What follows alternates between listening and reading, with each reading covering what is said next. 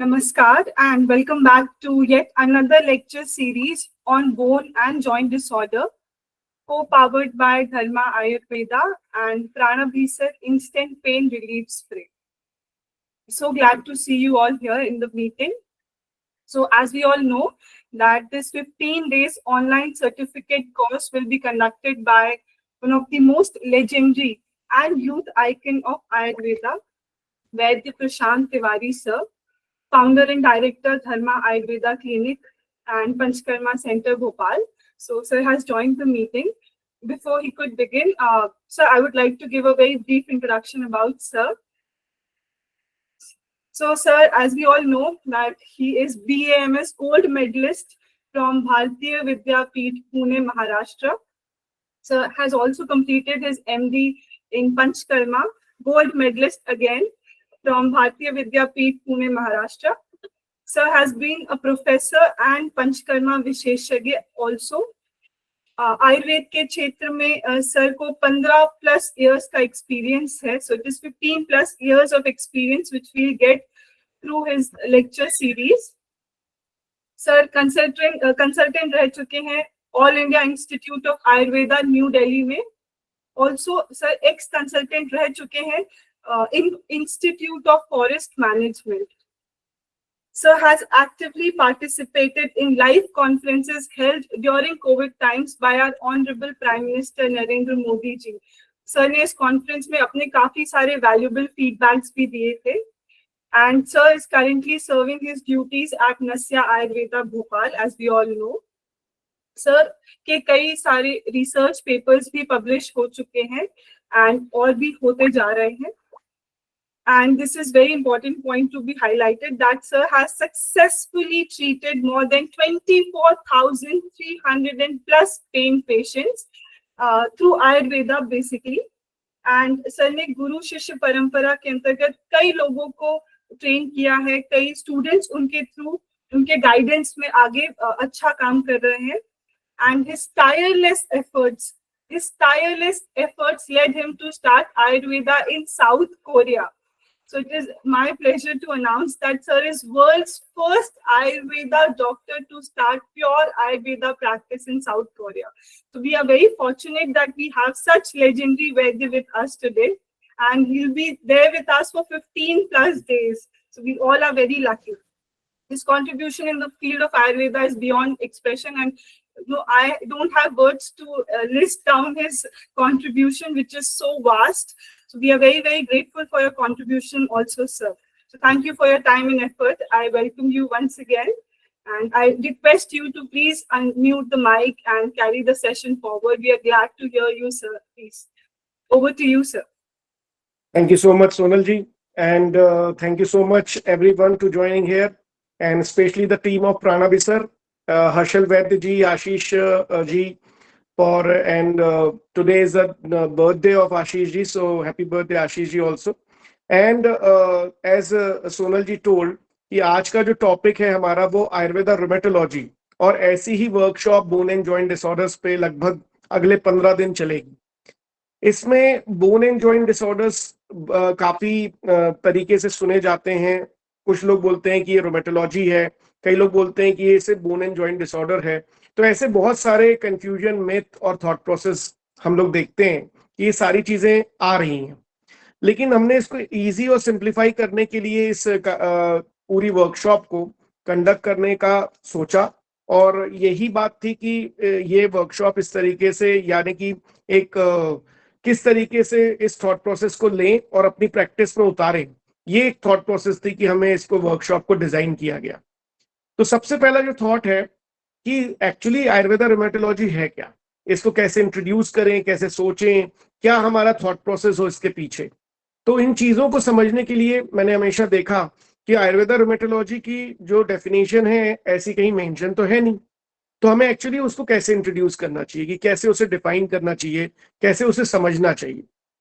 Rheumatology की जो modern definition है वो सिर्फ अकेली बोन एंड जॉइंट तक सीमित नहीं है, वो कनेक्टिव टिश्यू तक भी सीमित है. तो इसका मतलब जब हम इसे एलेबरेट करेंगे तो what is actually rheumatology, first we should understand that, then Ayurveda rheumatology कैसी है उसे हम एक साथ अंडरस्टूड करेंगे. तो सबसे पहला सेगमेंट है रूमेटोलॉजी क्या है।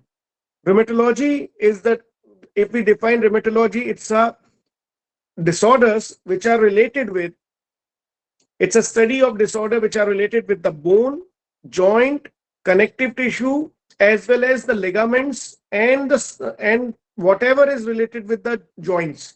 ये सारे चीजों के साथ में, जैसे ही कई लोग बोलते हैं कि इसमें ऑटो इम्यून सेगमेंट्स भी आते हैं, यस ट्रू, वो भी आते हैं। इन्फ्लेमेटरी कंडीशन आती है, बिल्कुल सही है, वो भी आती हैं। डीजेनरेटिव कंडीशन आती हैं, वो भी आती हैं। तो इन चीजों को पहले एक एक समझते हैं कि एक्चुअली डीजेनरेटिव चीजें होती क्या है, यानी या इन्फ्लेमेटरी चीजें होती क्या है, या ऑटो इम्यून चीजें होती क्या है, या लिगामेंटस इंजरीज होती क्या है, या कनेक्टिव टिश्यू डिसऑर्डर रोमेटोलॉजी में कैसे लिए जाते हैं। तो पहले इसको डिफाइन करते हैं, फिर आयुर्वेदा रोमेटोलॉजी को कैसे सोचना है उसको देखते हैं। तो आज के सत्र के दो डिवीजन होंगे। First we should understand rheumatology, second we should understand how to understand Ayurveda रोमेटोलॉजी।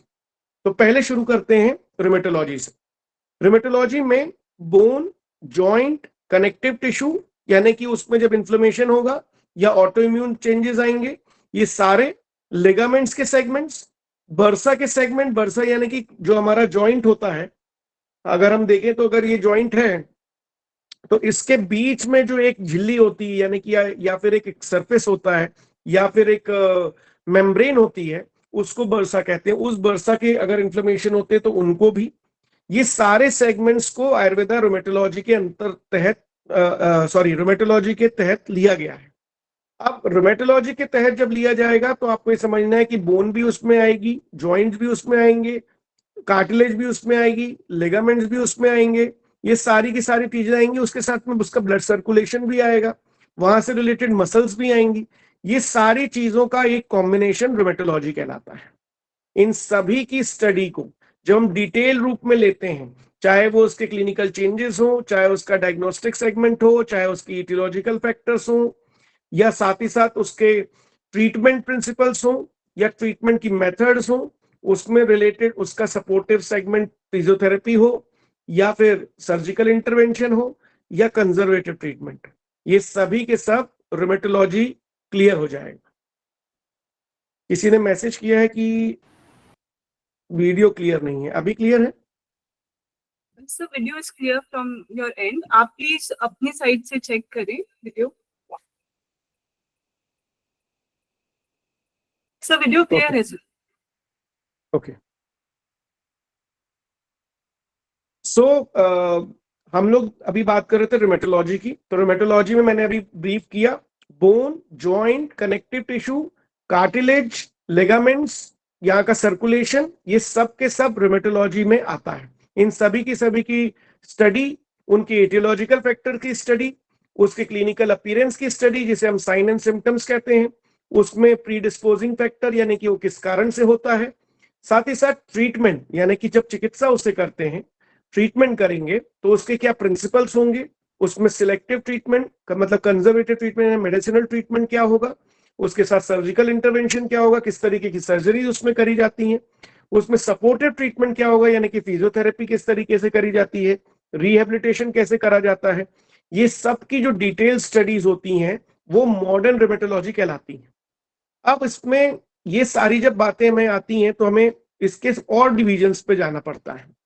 और डिवीजन यानी कि डीजेनरेटिव कंडीशन, यानी कि जब ये बोन और जॉइंट बीच में से इसमें इसका घिसाव शुरू हो जाए तो ऐसी सिचुएशंस को डीजेनरेशन कहते हैं। चाहे वो बोन का हो या फिर जॉइंट का हो, या बीच की जो कार्टिलेज है ये घिस जाए या बोन्स घिसने लग जाए, ये दोनों की दोनों सिचुएशंस अगर साथ में चले, लिगामेंट्स अगर पतले होने लग जाए, इनमें कमजोरी आने लग जाए, या टूटे नहीं लेकिन कमजोरी आ जाए, तो ये सब डीजेनरेशन के अंदर आएगा। इन्फ्लेमेशन में यानी कि यहाँ पर जो उपस्थित लिगामेंट्स होते हैं इनमें इन्फ्लेमेशन हो जाए, यहाँ जॉइंट में जो सर्कुलेशन आ रहा है उनमें सर्कुलेशन हो जाए, उनमें इन्फ्लेमेशन आ जाए, यानी उनमें इन्फेक्शियस कंडीशन क्रिएट हो जाए, तो ये सब इन्फ्लेमेटरी कंडीशंस में आ जाते हैं। जैसे कि गाउटी अर्थराइटिस भी इन्फ्लेमेटरी कंडीशन में आता है, रिएक्टिव अर्थराइटिस भी आता है, इन्फ्लेमेटरी अर्थराइटिस भी आता है, पैथोलॉजिकल फ्रैक्चर्स भी आते हैं, ये सब में इन्फेक्शंस क्रिएट होते हैं। ये सारे की सारी चीजें हम इस पूरी सीरीज में समझेंगे भी और अलग अलग तरीके से उसमें आयुर्वेद कैसे सोचते हैं उनमें भी जाएंगे। उसके बाद आता है auto immune situation. Auto immune situation में कुछ ऐसे ट्रिगरिंग फैक्टर होते हैं जिसकी इडियोपैथोजेनेसिस जानी नहीं जाती, वो इडियोपैथिक होते हैं, यानी कि वो किस कारण से उत्पन्न हुए ये पता नहीं होता, लेकिन उसमें ऑटो इम्यून रिस्पॉन्स आता है और डायरेक्टली पेशेंट सिम्टम्स के साथ में आता है।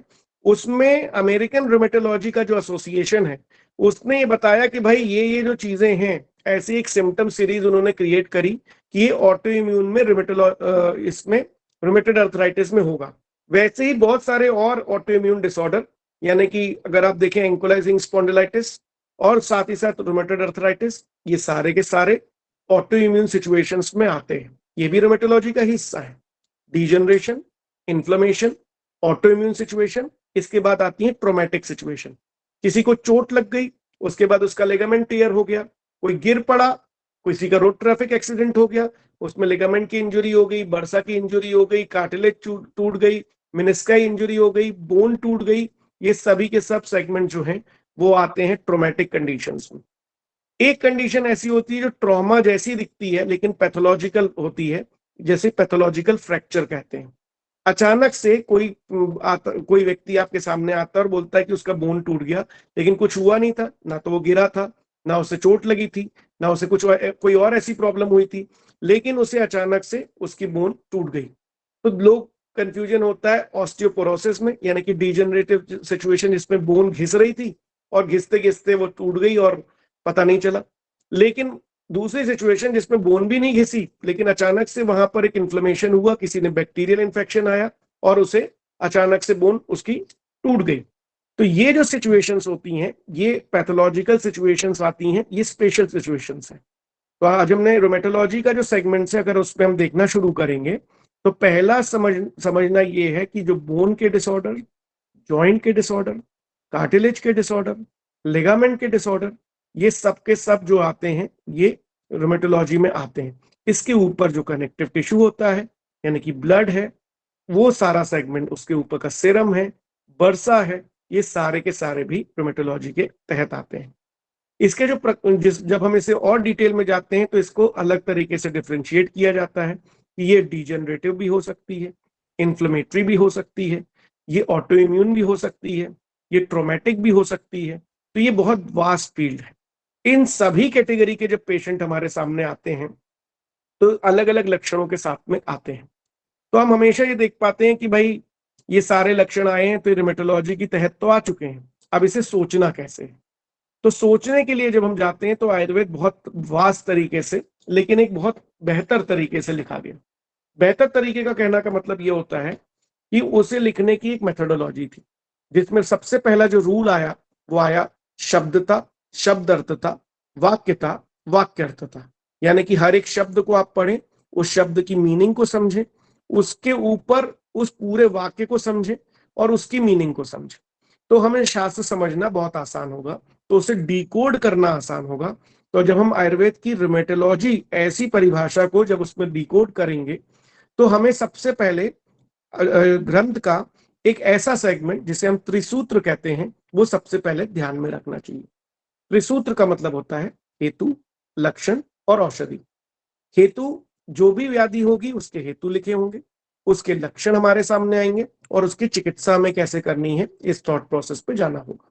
इसको अगर एलैबोरेट रूप में देखेंगे तो हेतु मानसिक, शारीरिक और बहुत तरीके से आहारिक दृष्टिकोण से भी लिखे गए हैं। इनको लिखने के लिए हर एक व्याधि में इसकी पूरी डिटेलिंग करी गई है। लेकिन सबसे पहले अगर हम हेतु जानने लग जाते हैं तो हम बड़े कंफ्यूज हो जाते हैं। तो उसके पहले जानना चाहिए लक्षणों को। लक्षणों को लिखने के लिए दो डिवीजन करे गए, रुग्ण संवेदी लक्षण और वैद्य संवेदी लक्षण। रुग्ण संवेदी लक्षण वो हैं जो रुग्ण हमें आकर बताता है और बोलता है कि मुझे ये तकलीफ हो रही है, मुझे ये प्रॉब्लम है, मुझे सिर दुखता है, मेरा पैर दुखता है। ये सारे जितने लक्षण हैं वो रुग्ण संवेदी, रुग्ण को जिससे संवेदना हो रही है वो अपनी भाषा में उसे समझाता है। उसे भी आचार्यों ने डॉक्यूमेंट किया। अब दूसरा सेगमेंट आता है वैद्य संवेदी लक्षण। वैद्य संवेदी लक्षणों में सबसे जो बात आती है उसमें क्लियर रहता है कि वैद्य को क्या समझ में आया। शोथ को समझना, ये पेशेंट जो है वो अलग तरीके से शोध समझाएगा, लेकिन शोध को समझना, उसके रूप को समझना, उसके गंध को समझना, उसके प्रकार को समझना, उसकी आकृति को समझना, ये जो डिस्क्रिप्टिव डायग्नोस्टिक वे होता है, वो होते हैं वैद्य संवेदी लक्षण। और उसी के बेसिस पे वैद्य हेतुओं को फाइंड आउट करता है और उनकी चिकित्सा को समझता है। तो ये होता है त्रिसूत्र। सबसे पहले शास्त्र को पढ़ना है तो शब्दता, शब्दार्थता, वाक्यता, वाक्यार्थता लेना है। और दूसरा जो सेगमेंट है वो है हमें त्रिसूत्र को याद रखना है। अब जितना भी शास्त्र है वो 4 प्रमाणों के बेसिस पे लिखा गया है। प्रत्यक्ष प्रमाण यानी कि जो दिख रहा है, उसके अंतर्गत आता है दर्शन परीक्षण। अनुमान प्रमाण जिसमें आते हैं प्रश्न परीक्षण, यानी कि किस तरीके के क्वेश्चन पूछना है, क्या इंटरोगेट करना है, किस तरीके का सवाल आना चाहिए, क्या हमें एक्चुअली डायग्नोस करने में सहायक रहेगा। वो सारे सवाल जो हैं वो हमारे दूसरे परीक्षण के रूप में आते हैं, जिसमें अनुमान प्रमाण आता है। अनुमान प्रमाण इन बेसिस पे लिखा गया। उपमा प्रमाण यानी कि उपमा, बहुत सारे एग्जाम्पल्स देखे, जैसे कि कोष्टुक शीर्ष का आपने नाम सुना होगा, तो वहां पर सियार जैसा मुख होगा, उसका सिर होगा, वैसा कोष्टुक शीर्ष, वैसा लक्षण उसमें दिखने लग जाएगा। ऐसे उपमा बहुत बार दी गई। श्वास की चिकित्सा में भी अगर आप देखेंगे तो चरकाचार्य जी ने श्वास की चिकित्सा में जिस प्रकार से सूर्य जब हिमालय के ऊपर किरण देता है, यानी कि सूर्य की किरणें जब हिमालय पे जाती हैं, जैसे कफ उस तरीके से जब बर्फ पिघलती है, उसी तरीके से जब हम संकर स्वेद का इस्तेमाल करते हैं तो वहां पर जमा हुआ कफ निकलने लगता है और श्वास की चिकित्सा हो जाती है। ऐसी उपमा प्रमाणों का यूज बहुत बार चरकाचार्य जी ने करा है। उनके रूप में हमें इसको समझना चाहिए कि उपमा प्रमाण में भी शास्त्र लिखा गया है। अंत में आता है कि युक्ति प्रमाण। युक्ति प्रमाण को समझना यानी एनालाइज करना, और किस तरीके से उसको एनालाइज करके यूटिलाइज करना है उन चीजों को। युक्ति प्रमाण से भी ऊपर एक और सेगमेंट आता है, यानी कि आप्तोपदेश। किस तरीके से आप्तोपदेश लिखा गया, क्या उसमें दृष्टि थी, और उनको वर्ड टू वर्ड वैसा ही प्रैक्टिस में यूटिलाइज करना। ऐसे बहुत सारे सेगमेंट है। जैसे परम औषधि बताते समय, घृत जो है वो पित्त की परम औषधि है, वात की परम औषधि तेल है, और कफ की परम औषधि मधु है। ऐसे सेगमेंट्स क्रिएट करेंगे। अब आपको लग रहा होगा सर रूमेटोलॉजी का सेगमेंट जब मॉडर्न बता रहे थे तब तो उन्होंने एकदम वर्ड टू वर्ड जो सिचुएशंस है उनको बताया। अब जब आयुर्वेद की बारी आ रही है तो ये बहुत वास्ट लेवल पे लेकर जा रहे हैं। लेकिन ये वास्ट लेवल को पहले दिन समझना इसलिए जरूरी है कि हमारा जो शास्त्र है वो ब्रह्मांड से पिंड तक आता है, और जो मॉडर्न साइंस है वो सेलुलर लेवल से पूरे बॉडी स्ट्रक्चर तक जाता है। फिलॉसफी का चेंज है। फिलोसॉफिकल चेंज ये है कि मॉडर्न साइंस कहता है कि सेलुलर लेवल से लेके एक टिश्यू लेवल क्रिएट होगा, टिश्यू से ऑर्गन लेवल क्रिएट होगा, ऑर्गन से सिस्टम लेवल क्रिएट होगा, सिस्टम के कॉम्बिनेशन से एक ह्यूमन बॉडी आएगी। आयुर्वेद शास्त्र बोलता है जो भी चीजें ब्रह्मांड में है उसमें पंचमहाभूत है, उसमें आत्मा जुड़ेगी, उसमें जीव आएगा, इनका कॉम्बिनेशन बनेगा, ये पंचेंद्रियों के बेसिस पे आएंगे, पंच तन्मात्राएं पंच इंद्रियां बनाएंगी, पंच इंद्रियां जो है वो कंबाइंड होंगी, ये पंच महाभूतों के कॉम्बिनेशन से, जीव के कॉम्बिनेशन से, मन के कॉम्बिनेशन से एक बॉडी बनेगी। यानी कि ब्रह्मांड से वो एक पुरुष बनेगा। ये सांख्य, वैशेषिक और साथ ही साथ वेदांत दर्शनों के बेसिस पे लिखा हुआ संपूर्ण आयुर्वेद शास्त्र ऐसा कहता है। तो यहाँ मैक्रो लेवल से माइक्रो लेवल पे आ रहे हैं, वहां माइक्रो लेवल से मैक्रो लेवल पे जा रहे हैं। तो जहां माइक्रो लेवल से मैक्रो लेवल पे जा रहे थे वहां डेफिनेशंस और कंडीशंस एक साथ थी। यहाँ पर इंटरप्रिटेशन है, यहाँ पर प्रमाणों का प्रयोग लाना है, यहाँ पर हमें जो चीजें लिखी हैं उसको हेतु, लक्षण और औषधि के त्रिसूत्र में बांधना है। तो ऐसे बहुत सारे स्कैटर्ड एग्जाम्पल्स और कंडीशंस रूमेटोलॉजी के लिए लिखी गई।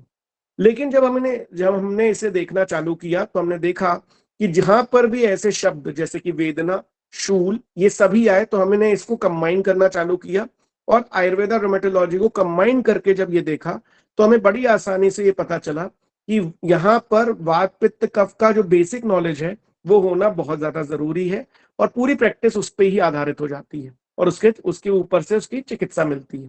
तो अब हम आते हैं how to think Ayurveda rheumatology. अब आयुर्वेदा रूमेटोलॉजी के बारे में जब हमने देखना चालू किया तो आचार्य चरक, आचार्य सुश्रुत, आचार्य वाग्भट, तीनों के सेगमेंट्स पे हमने कॉमन इंटरप्रिटेशंस लेना चालू करे। सभी ने अस्थियों के बारे में बताया है, सभी ने संधियों के बारे में बताया है, सभी ने स्नायुओं के बारे में बताया है, सभी ने रक्त के बारे में बताया है, रस के बारे में बताया है, और सभी में हमने कॉमन फैक्टर ये देखा कि सभी ने हेतु, लक्षण और औषधि तीनों को बहुत इंपॉर्टेंस दी है, त्रिसूत्र के रूप में ही लिया है। जब हमने माधवकार को देखना चालू किया तो इन्होंने भी त्रिसूत्र के बेसिस पे ही सब चीजें लिखी, लेकिन उन्होंने औषधियों के बारे में डिटेल वर्णन नहीं किया। उन्होंने हेतु और लक्षणों के कॉम्बिनेशंस पे ज्यादा आधार दिया। जब हमने इन सबको कंबाइन किया और देखना चालू किया कि बोन, जॉइंट, कनेक्टिव टिश्यू और कार्टिलेज और लिगामेंट्स, इन सब के जो अलग अलग रूप हैं उनको हमने डिटेल करना चालू किया, तब हमें ये मिला कि शास्त्र ने एक जगह और एक ब्रांच के रूप में इसको नहीं लिखा, जबकि वो लिख सकता था, क्योंकि वो मेथोडोलॉजी उन्हें आती थी। उन्होंने अग्निकर्म को एक जगह लिखा, उसी कंडीशंस को लिखा। उन्होंने जलौका उच्चारण को लिखा, उसी कंडीशंस को लिखा। इन सब में जब हमने उस रोमेटोलॉजी का चश्मा पहन के उसे देखना शुरू किया तो हमें देखने मिला ये शब्दों के बेसिस पे लिखा गया है। इसमें वेदना आती है, इसमें शूल आता है, इसमें संधियां आती है, इसमें गति आती है, इसमें ये स्नायु आते हैं, सारी चीजें आती हैं। इसका डिटेल वर्जन जो आया वो चरक चिकित्सा अध्याय 28, वात व्याधि में सबसे ज्यादा इसके रेफरेंसेस देखने मिले। उसी तरीके से सुश्रुत में भी वातज अवस्थाओं में वात व्याधि में, वाग्भट में भी वातज व्याधि में इसके सबसे ज्यादा रेफरेंस हमें देखने मिले। इसका ये मतलब नहीं है कि वात सिर्फ रोमेटोलॉजी के लिए है। वात एक बहुत वास्ट सब सेगमेंट है, उससे हर एक बॉडी का सेगमेंट जुड़ा हुआ है, लेकिन हमें वात व्याधि के अंतर्गत बहुत सारे ऐसे लक्षण जो कि आयुर्वेदा रोमेटोलॉजी में मिल सकते हैं, उसके मैक्सिमम रेफरेंसेस, मैंने सारे रेफरेंस नहीं कहा, मैक्सिमम रेफरेंस हमें वात व्याधि अध्याय चरक चिकित्सा अध्याय 28 में मिले। अब उसमें जब हमने डिटेलिंग करना चालू किया तो गत अवस्थाएं ज्यादातर इससे मैच करी। गत अवस्थाएं मतलब कि वात जब वहां पर जिन स्थानों पे पहुंचता है जहां पर संधियां हैं, जहां पर अस्थियां हैं, जहां पर स्नायु है, तो वैसी बहुत सारी सिचुएशंस मैच करती हुई देखने मिलती हैं। फिर हमने जैसा थॉट प्रोसेस रखा था कि डिजेनरेटिव सेगमेंट्स और साथ ही साथ inflammatory segment, degenerative segment, inflammatory segment और ऑटोइम्यून सेगमेंट में जो जो व्याधियां आती हैं, क्या ऐसे लक्षण समुच्चय ग्रंथ में भी बताए गए हैं? तो बिल्कुल देखने मिले कि बहुत अच्छे से ग्रंथ में इसे देखने मिला। जैसे मैंने आपको एग्जांपल दिया था bone and joint. Bone and joint में वायु जब पहुंचता है तो संधिगत वात, अस्थिमज्जागत वात, सर्वांगत वात, ऐसे लक्षणों को वो क्रिएट करता है। वातशूलों के लक्षणों को वो क्रिएट करता है, चाहे वो बोन में हो चाहे वो जॉइंट में हो। तो ये सब डिजेनरेटिव सेगमेंट्स में आते हैं। जब हमने वात के सामान्य हेतुओं को रीड आउट करना चालू किया और उसके क्वेश्चनर्स को निकाला, तब हमें देखने मिला कि ये सारे के सारे जो हेतु हैं वो कहीं ना कहीं ज्यादातर डिजेनरेटिव डिसऑर्डर्स की तरफ जा रहे हैं और वैसे ही मिल रहे हैं। एग्जाम्पल देता हूं, बहुत ज्यादा चलन करना यानी कि पैदल चलना, इसको जब हमने देखा और प्री डिस्पोजिंग फैक्टर्स को हमने देखना जब चालू किया तो ज्यादातर पेशेंट जो कि संधिगत वात लक्षण लेकर आ रहे थे, उनकी हिस्ट्री थी कि वो पैरों को बहुत ज्यादा ओवर यूज कर चुके थे, चाहे वो खड़े होकर, चाहे वो भार उठाकर, चाहे वो पैदल चलकर। इन सभी वैसे हेतु जो कि ग्रंथ में मौजूद थे, उन सभी में जब ने हेतु लक्षण और औषधि वाला सेगमेंट लाया तो लक्षण लेकर जो पेशेंट आया उसमें उसके हेतुओं में मैचिंग हुई, और वो मैचिंग होने से हमें क्लियर हो गया कि त्रिसूत्र के बेसिस पे यहाँ पर रोमेटोलॉजी के सेगमेंट्स बिल्कुल मैच कर रहे हैं। और जब हमने उसे वैसे ही ट्रीट करना चालू किया जैसा ग्रंथ में लिखा था, यानी कि संधिगत वात की चिकित्सा संधिगत वात के लक्षणों के बेसिस पे करना डायरेक्टली, तो हमें बहुत आसानी हो गई। यानी कि संधिगत वात के जैसे लक्षण वातपूर्ण द्युति स्पर्श, चौथा आकुंचनो प्रसारणो पीड़ा, ऐसे लक्षण थे।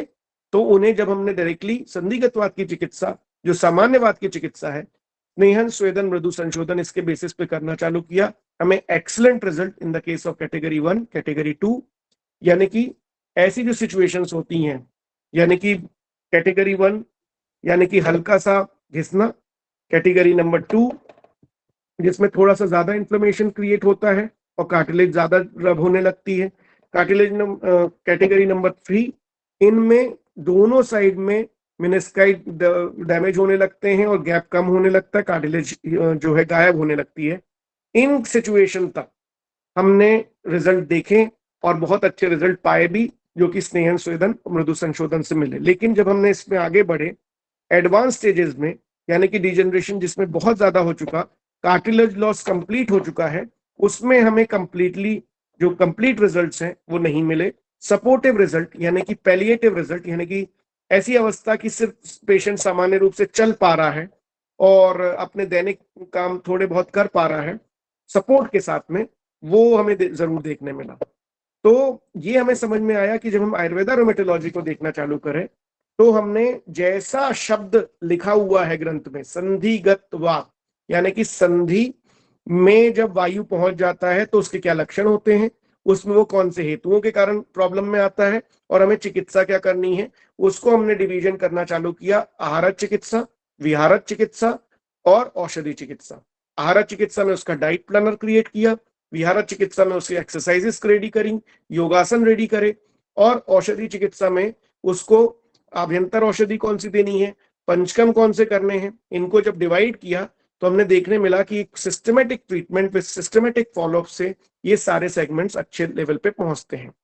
ये हमें समझाता है कि आयुर्वेदा रोमेटोलॉजी नाम की कोई डायरेक्टली चीज नहीं होती, लेकिन हम जब लक्षणों को इन डिटेल पढ़ना चालू करते हैं तो हमें उसे क्लासिफाई करना भी आसान हो जाता है। इसका क्या मीनिंग होता है? संधिगतवात के लक्षणों को मैंने अभी आपको सामने बताया, उसको देखने का क्लिनिकली डायग्नोस करने का तरीका है दर्शन, स्पर्शन और प्रश्न।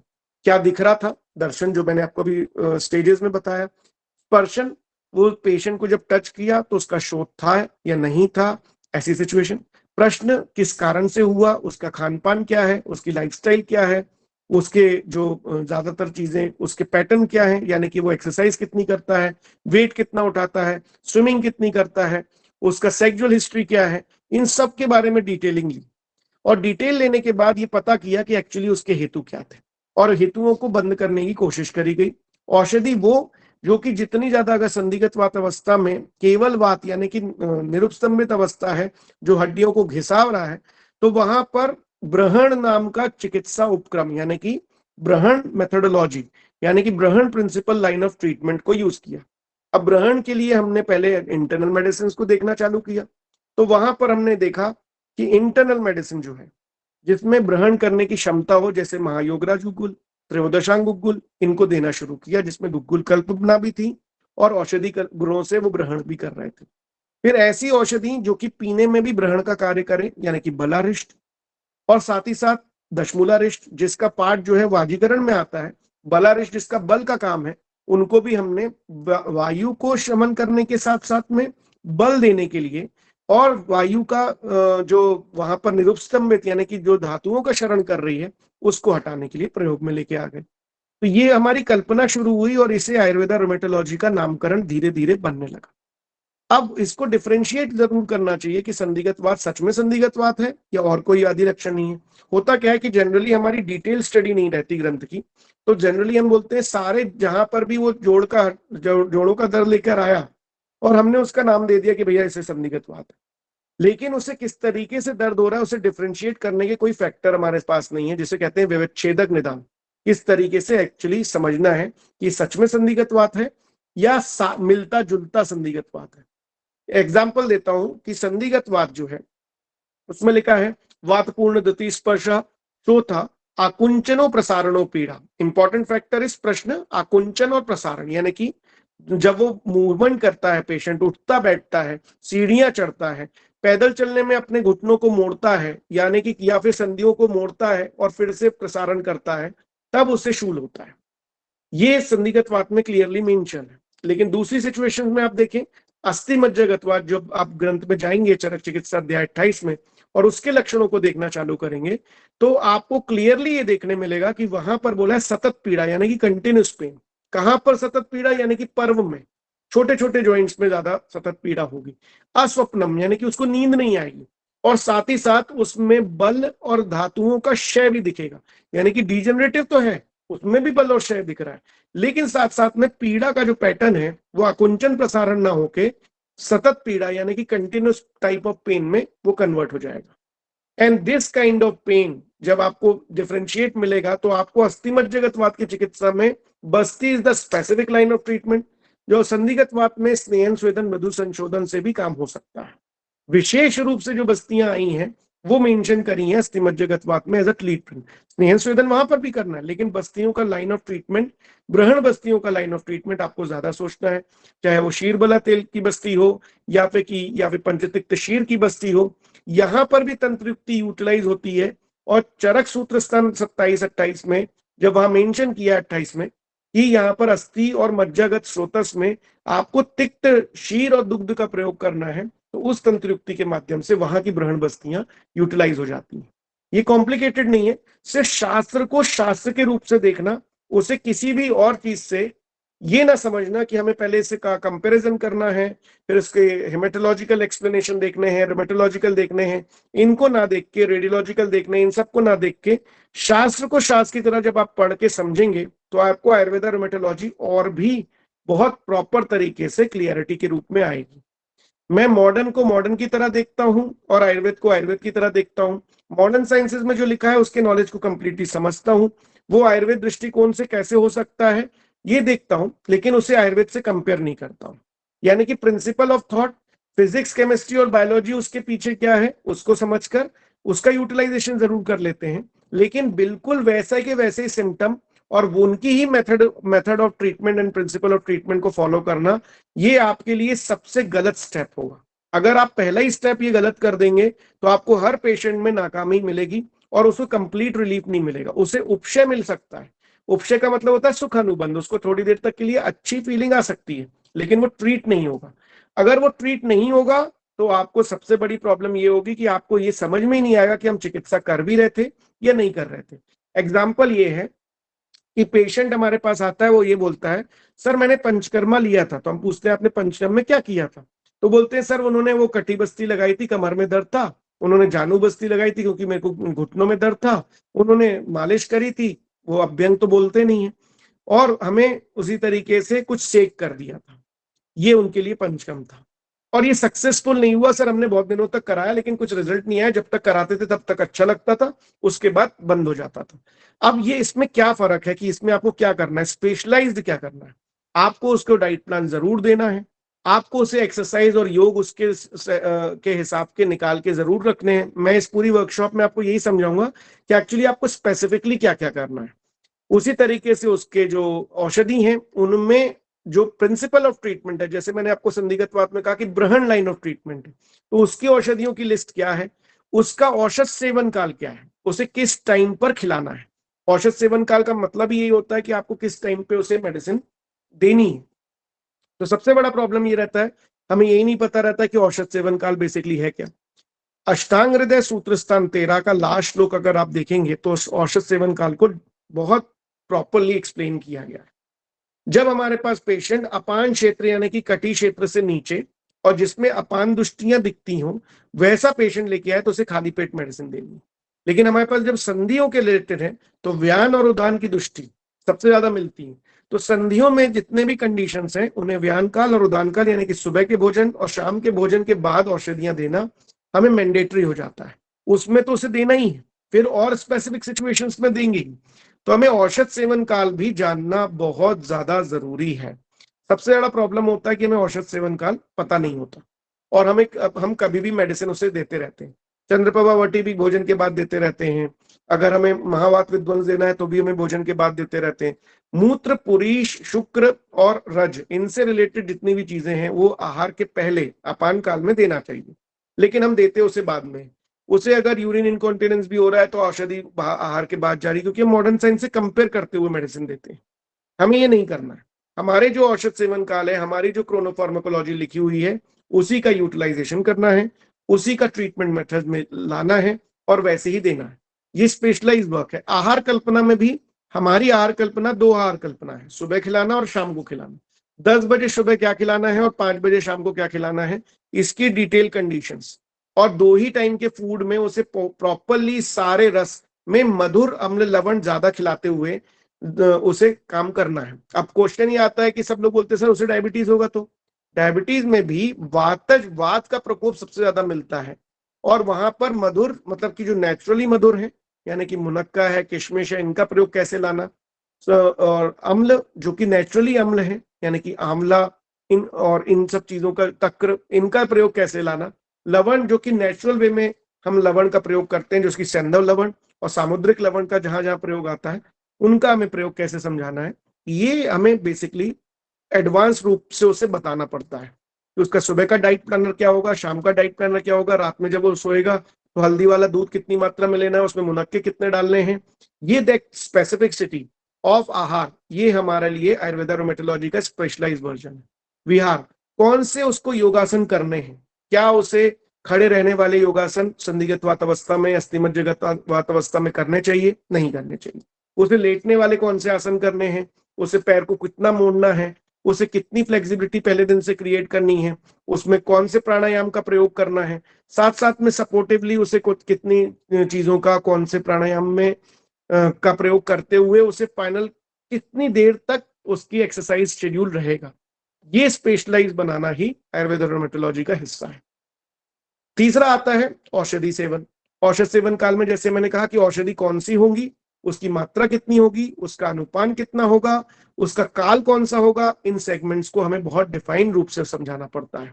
या जैसे कि एग्जांपल देता हूं, संधिगत वात में हमने औषधि लिखी महायोगराज गुग्गुल, उसकी मात्रा होगी 2 से 4 रत्ती, यानी कि 250 मिलीग्राम से लेके 750 मिलीग्राम तक हम दे रहे हैं, या 1000 मिलीग्राम तक पूरे दिन में दे रहे हैं, तो हमें वो मात्रा कितनी देनी पड़ेगी। उसकी औषध सेवन काल क्या होगा, व्यान और उदान, मतलब कि सुबह और शाम के भोजन के बाद। उसका अनुपान क्या होगा, जो हम गुनगुना जल दे रहे हैं उसमें 2 से 4 ड्रॉप ऑफ घृत भी हमें डालना है, और उसके साथ में महायोगराज गुग्गुल का सेवन करना है। साथ में हमने अगर त्रयोदशांग गुग्गुल लिखा है तो भी वही पैटर्न है। उसका अनुपान क्या है, उसकी मात्रा क्या है, उसका काल क्या है, और कितने डिस्टेंस के बाद में उसे लेना है। ये सेगमेंट जब हम पेशेंट को स्पेसिफाई करके ग्रंथ के रूप में उसे ये समझा देते हैं, उसे एडुकेट कर देते हैं, तो वो पेशेंट कंप्लीटली उसे फॉलो करने के लिए कन्विंस हो जाता है कि कितने दिनों तक लेना है। अब ये मात्रा कैसे तय करते हैं कि कितने दिनों तक लेना है, उसकी डिजेनरेशन, उनकी धातुशय अवस्था के लिए हमें धातुओं की अवस्था मालूम होना चाहिए कि उसको और कलेक्टिवली क्या सिम्टम्स आ रहे हैं। इसीलिए ग्रंथ के बेसिक नॉलेज को आप जो फर्स्ट ईयर में आपने पढ़ा था, धातुओं के गुण क्या हैं, दोष के गुण क्या हैं, उसके कर्म क्या हैं, जो फर्स्ट ईयर का जो हमारा शारीरिक क्रिया शास्त्र है, उसको अच्छे से एक बार थरोली वापस से रीड आउट करिए, सिर्फ उनके गुण कर्म को जानने के लिए, जिसमें कि जब वो पेशेंट जब आपको लक्षण बताए तो आपको पता तो चले कि एक्चुअली उसकी दृष्टि क्या है। तो बस इतना ही समझना है, धातुओं के गुण क्या है, धातुओं के कर्म क्या है, धातु किस तरीके से दुष्टि लक्षणों को दिखाता है, इसको रीड आउट और ब्रशअप करने में आपको ज्यादा समय नहीं लगेगा। ये सब भी आयुर्वेद रोमेटोलॉजी का ही हिस्सा है, क्योंकि पेशेंट जब हमें अदर कंप्लेंट्स बताता है तो हमें ये मालूम धातु दोष धातु के रूप से ही होता है, और जितना हमें उसमें हम याद रखते हैं उतना ही हमें जल्दी पेशेंट समझ में आता है, क्योंकि हेतु लक्षण और औषधि में लक्षण लेकर पेशेंट आता है, हमें उसमें से डिफाइन करना पड़ता है, हम हेतु उसके क्वेश्चंस में से निकालते हैं, दर्शन स्पर्शन प्रश्न के माध्यम से उसके डायग्नोस करते हैं, और औषधि रूप से उसके फॉर्मेट में कि औषध सेवन काल कब होगा, औषध की मात्रा कितनी होगी, इस रूप से उसे डिफाइन करके औषधियां देते हैं। फिर उसके पंचकम को डिसाइड करते हैं।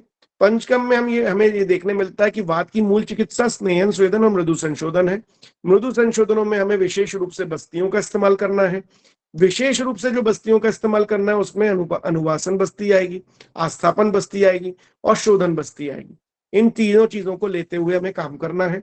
इसके सपोर्टिव ट्रीटमेंट में अग्निकर्म आएगा। अगर उसमें इन्फ्लेमेशन इंक्लूड हो गया है तो वहां पर जलों का उच्चारण आएगा। इनको इंक्लूड करते हुए हमें एक पूरा प्रोफार्मा बनाना है। ये तो आज मैं इंट्रोडक्शन दे रहा हूँ, इसीलिए इस तरीके से समझा रहा हूँ। जब हम एक स्पेसिफिक डिजीज करेंगे तो उसकी कंडीशंस को आपको समझाएंगे कि वो किस तरीके से दिखता है और वो कैसा हमें समझना चाहिए। तो जब हम ये बातें समझाते हैं तो आप अगर आज नोटिस करें तो रोमेटोलॉजी के जो सेगमेंट्स हैं पहले उनको मॉडर्न साइंस की तरह ही समझना चालू करिए, और आयुर्वेद के जो सेगमेंट है उनको बृहत रूप से देखना चालू करिए, क्योंकि उसमें बृहत रूप इसलिए देखना है क्योंकि वहां पर बहुत सारी चीजें इंटरलिंक्ड हैं, और अलग अलग कॉम्प्लिकेशन के कारण भी संधिगतवात, अस्थिमज्जगतवात, सर्वांगतवात, ऐसे बहुत सारे लक्षणों के साथ में पेशेंट आपके सामने आएगा। जैसे कोष्ठुक शीर्ष एक ट्रॉमेटिक कंडीशन में आएगा, तो जैसा जैसा रोमेटोलॉजी आपने समझा होगा तो आपकी आई ओपनिंग ज्यादा रहेगी और उसके थॉट प्रोसेस भी आपको समझ में आएंगे। अब अंत में आपको मैं बताता हूं इसमें समझने में इंपॉर्टेंट क्या है जब पेशेंट हमारे सामने आता है। ये तो थ्योरेटिकल सेगमेंट हुआ, इंट्रोडक्शन हुआ, लेकिन इंपॉर्टेंट ये है कि पेशेंट हमारे सामने आता है, बहुत सारी एमआरआई, बहुत सारे एक्सरेस, बहुत सारी ब्लड रिपोर्ट्स इनके साथ में, और प्री डायग्नोस हुआ हो, ऑलरेडी वो डायग्नोस हुआ होकर आता है। इसके लिए इंपॉर्टेंट होता है हमारा मॉडर्न साइंस का नॉलेज बहुत अच्छे से ब्रश अप हुआ होना चाहिए अगर हम आयुर्वेदा की रोमेटोलॉजी की प्रैक्टिस कर रहे हैं। तो मैंने जब इसकी प्रैक्टिस चालू करी तो मैं अपना एक्सपीरियंस आपसे शेयर करता हूं कि हमने सबसे पहले क्या किया कि मॉडर्न साइंस में रोमेटोलॉजी को क्या क्या लिखा है उसको थरली पढ़ना शुरू किया। वही हमने भी आपको मैंने भी समझाया कि हम पहले उसको समझना चालू करेंगे कि bone, joint, cartilage, connective tissue, ligaments, इन सब को हमने थरली देखना चालू किया कि उसको बेसिकली बॉडी में किस किस रूप से उसके स्ट्रक्चर है। क्योंकि अगर हमें ये नहीं मालूम होगा और पेशेंट उसको डायग्नोस करके आएगा तो हम इसमें आयुर्वेद थॉट प्रोसेस लगा ही नहीं पाएंगे। तो पहला रूल ये है कि पहले आप अच्छे से इन सेगमेंट्स को इंट्रोडक्शन के रूप में पहले अच्छे से समझ लीजिए कि एक्चुअली क्या क्या है। जैसे कि शोल्डर जॉइंट है, अगर हमें यही नहीं पता कि शोल्डर जॉइंट का एमआरआई किस तरीके से पढ़ना है, उसे कैसे समझना है, और वो लिगामेंटस इंजरी लेके आया और उसको वहां पर रोटेटर कफ टेंडेनाइटिस है, तो रोटेटर कफ टेंडेनाइटिस में उसके टेंडन में क्या इन्फ्लेमेशन आया है, इसको समझने के लिए वो ब्लड के रिपोर्ट्स भी लेकर आएगा जिसमें उसका सीआरपी, ईएसआर, ये सब रेज्ड रहेगा। वहां पर वो एमआरआई की रिपोर्ट लेके आएगा जहां पर टेंडन में इन्फ्लेमेशन उसे देखने मिलेगा। तो भी अपन को यह मालूम होना चाहिए कि वो टेंडन इन्फ्लेमेशन किस तरीके से दिखता है। हम उसकी फाइनल रिपोर्ट और इंप्रेशन पे नहीं देख सकते, हमें रिपोर्ट देखना भी आना चाहिए। साथ ही साथ उसके एक्सरेज में कुछ नहीं आएगा क्योंकि टेंडेनाइटिस में एक्सरे में कुछ नहीं आता, ना तो डिजेनरेटिव दिखता है। तो ये भी समझना होगा कि वो क्यों नहीं आया है, और अगर वो नहीं आया और उसके बाद भी वो पेन की कंप्लेंट कर रहा है तो हमें भी एमआरआई सजेस्ट करते आना चाहिए। ये सारी चीजें इसलिए आना चाहिए क्योंकि ये सारी चीजों के साथ में पेशेंट हमारे सामने आता है और वो ये भी कहता है कि सर वो कई बार उन्होंने एक्सरे निकलवाया था लेकिन हमें पता नहीं चला हमारे, लेकिन ये ब्लड रिपोर्ट कराए थे, हमें पता नहीं ईएसआर बढ़ा हुआ है, सीआरपी बढ़ा हुआ है, लेकिन मुझे समझ में नहीं आ रहा है, मेरे को तो सिर्फ दर्द हो रहा है। उस दर्द को डिफाइन करने के लिए अगर मॉडर्न साइंसेस की टेक्निक्स हमें मालूम नहीं होंगी तो कई बार हम भी उसे मिसडायग्नोस कर लेंगे क्योंकि वो तो हमें सिर्फ शूल बता रहा होगा। लेकिन इंपॉर्टेंट ये है कि जब हमें वो लक्षण बता रहा होगा, जब हम इसे मॉडर्न साइंस को पढ़ के समझ चुके होंगे कि ठीक है उसका डायग्नोसिस हो चुका है, जब हम अपने आयुर्वेदिक पॉइंट ऑफ व्यू से उसके लक्षणों को इन डिटेल सोचना चालू करेंगे कि क्या वो केवल वातज लक्षण है या वात पित्तज लक्षण है या वात के साथ रक्त की तुष्टि हुई है, और साथ ही साथ क्या वो अन्य लक्षणों में उसमें आम की संचिति भी हो गई है, तो हमें ये देखने मिलता है कि वातज व्याधियां, वात रक्त व्याधियां, आम वात, ये सब मूलतः से जब हम इसे डिटेल में याद रखते हैं तो बहुत आसानी से हम पेशेंट को एक कंक्लूसिव डायग्नोसिस में ले आते हैं। और उस कंक्लूसिव डायग्नोसिस जो कि आयुर्वेद के दृष्टिकोण से होता है उसी के माध्यम से आपको चिकित्सा करनी है, ना कि मॉडर्न डायग्नोसिस से। सपोज एग्जांपल वो रोटेटर कफ टेंडेनाइटिस या फ्रोजन शोल्डर लेकर आया, रोटेटर कफ टेंडेनाइटिस में आया या फिर फ्रोजन शोल्डर का पेशेंट आया, दोनों बहुत कुछ एक दूसरे से मिलते जुलते दिखते हैं। दोनों में ही मूवमेंट करते टाइम या फिर शोल्डर को रोटेट करते टाइम दर्द होता है, शोल्डर को उठाते टाइम दर्द होता है, एक बहुत माइन्यूट डिफरेंस होता है। उसमें से हमें फाइनलाइज करना पड़ता है कि भाई वो फ्रोजन शोल्डर हुआ था या रोटेटर कफ टेंडेनाइटिस हुआ था। सपोज उस पेशेंट में उसने फाइनल डायग्नोस करके भेज दिया रोटेटर कफ टेंडेनाइटिस। अब हम यहाँ पर उसको जज करने में लग गए कि भाई ये किस तरीके से डायग्नोस होगा, इसका मीनिंग क्या है, इसको आयुर्वेद में कहाँ बताया है, तो हम कंफ्यूज हो जाएंगे। हमें देखना चाहिए कि उसने लक्षण क्या बताए। उसने लक्षणों में यही बताया कि मेरे को यहाँ से उस शोल्डर को रोटेट यानी कि घुमाते समय पीड़ा आ रही, यानी कि जब वो आकुंचन प्रसारण ऐसी कोई चीज कर रहा है तब उसे शूल आ रहा है। ये पेन लगातार तो नहीं है या सिर्फ मूवमेंट के टाइम पे है, यहाँ पर सूजन तो नहीं है, अगर वो बाहर से सूजन है तो शोथ है, वहां पर शोथ किस प्रकार का है उसे देखना पड़ेगा। तो हम कई बार ये देखते हैं कि वो तो बोलता है रोटेटर कफ टेंडेनाइटिस है और चिकित्सा हम सिर्फ संदिग्ध बात ही कर रहे होते हैं क्योंकि आकुंचन प्रसारण में पीड़ा हो रही होती है, शोथ हो रहा होता है और शोथ वातपूर्ण द्युति स्पष्टता का हो रहा होता है, तो हमें ये संदिग्धवाद जैसा लक्षण मिलता है और हम चिकित्सा उसकी संदिग्धवाद की करते हैं। जब हम उससे संदिग्धवाद की चिकित्सा कर रहे होते हैं, जब हम उसे स्नेहन, स्वेदन और मृदु संशोधन देके माइल्ड विरेचन दे रहे होते हैं तब उसे रिजल्ट मिलते हैं। जब हम थोड़े आगे बढ़ते हैं और अगर उसकी इंजरी जो है वो इस तरीके से लगी रहती कि चोट लगी थी और वो जब संदिग्धवाद के लक्षणों से हम परे हो जाते हैं, समाप्त हो जाते हैं, तब भी अगर उसे शूल बना रहता है थोड़ा बहुत, तो जब हम उसे समझने के लिए रक्तमोक्षण करते हैं तब हमें और ज्यादा रिजल्ट भी आ जाते हैं। तो ये कंडीशंस होती हैं कई बार संदिग्धवात और वातरक्त के बीच से। तो ये जो बीच की सिचुएशंस है उसमें जब हम लक्षणों को बहुत ध्यान से पढ़ते हुए और हटाते हुए चलते हैं, तो ऐसे लक्षणों में हमें कंबाइंड कंडीशंस में संदिग्ध वात का लाइन ऑफ ट्रीटमेंट उसका टाइम देते हुए, जब उसमें वात की शमन के लक्षण मिलते हैं और सिर्फ रक्त दुष्टि के कुछ लक्षण मिलते हैं और हम सिर्फ उसमें रक्तमोक्षण और विरेचन देते हैं बाद में, तो हमें रिजल्ट कंप्लीट मिल जाता है। तो ये भी कई बार कंडीशंस क्रिएट होती हैं। मैं इसको आपको इसलिए बता रहा हूं क्योंकि सबसे बड़ा प्रॉब्लम ये होता है कि हम जो थ्योरेटिकली पढ़ते हैं, पेशेंट वैसा एक्चुअली आता नहीं है, वो डायग्नोस कुछ और लेकर आता है और वो मिक्स सिचुएशंस में पेशेंट होता है। और वो मिक्स सिचुएशन में जब पेशेंट होता है तो हमें पहला थॉट कैसे निकालना है, दूसरा थॉट कैसे लेना है, लाइन ऑफ ट्रीटमेंट कैसे डिवाइड करनी है, ये सबसे ज्यादा पेचीदा काम है।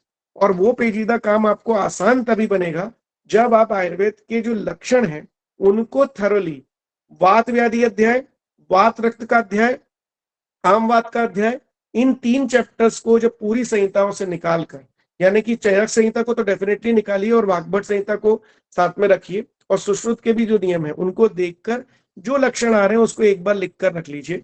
आपका होमवर्क एक्चुअली बहुत ही आसान है। इसको इतना सा करने के बाद अगर आपको ऐसा लगता है कि इससे भी ज्यादा कुछ पढ़ना है तो इससे ज्यादा पढ़ने की जरूरत नहीं पड़ेगी। आपको वात व्याधि के सामान्य निदान याद करने हैं। वात व्याधि, वात रक्त और आम वात, ये 3 चैप्टरों को अगर आपने थरली रीड किया तो आपको आयुर्वेदा रोमेटोलॉजी का 90% सेगमेंट कंप्लीट हो जाता है। तो इन 3 चैप्टर्स को आयुर्वेदा रोमेटोलॉजी का आधार मान के आप इससे शुरुआत करें।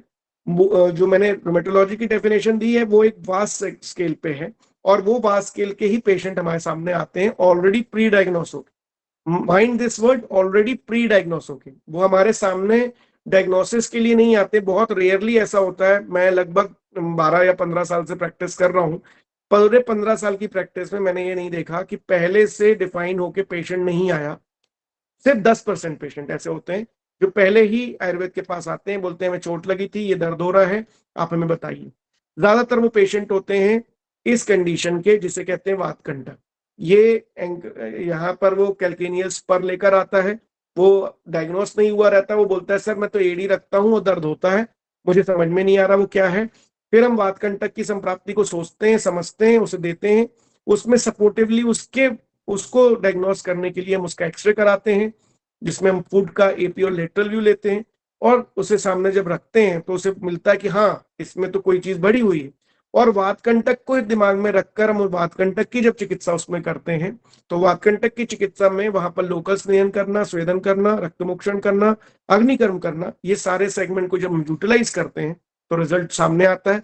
उसका फॉलोअप का एक फॉर्मेट रखते हैं, उसका एक डाइट प्लानर प्रॉपरली बनाते हैं, 30 डेज में उसे फॉलोअप के लिए बुलाते हैं, पेशेंट को रिकवरी मिलती है और वो बोलता है कि बहुत बेहतर लग रहा है।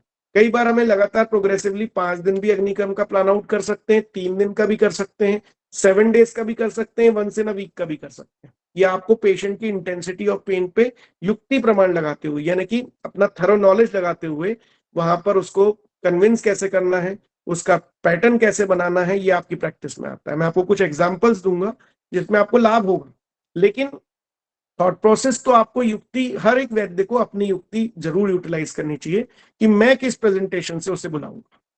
तो ये सेगमेंट जो है आयुर्वेदा रोमेटोलॉजी के इंट्रोडक्शन में सबसे बड़ा जो सेगमेंट है, प्लीज यूज द रोमेटोलॉजी वर्ड्स, जितने भी रोमेटोलॉजी से रिलेटेड वर्ड्स हैं उनको पहले मॉडर्न दृष्टिकोण से निकालें, एक एक बार उसे जरूर पढ़ें कि एक्चुअली वो होता क्या है। फिर आयुर्वेदिक दृष्टिकोण में वात व्याधि, वात रक्त और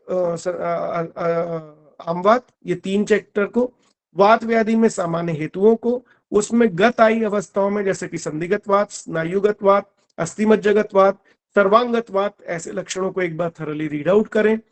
मांसगत वात के भी आजकल बहुत ज्यादा केसेस हैं जो कि एक ऑटोइम्यून सेगमेंट से मिलते जुलते आते हैं, उनको भी देखें।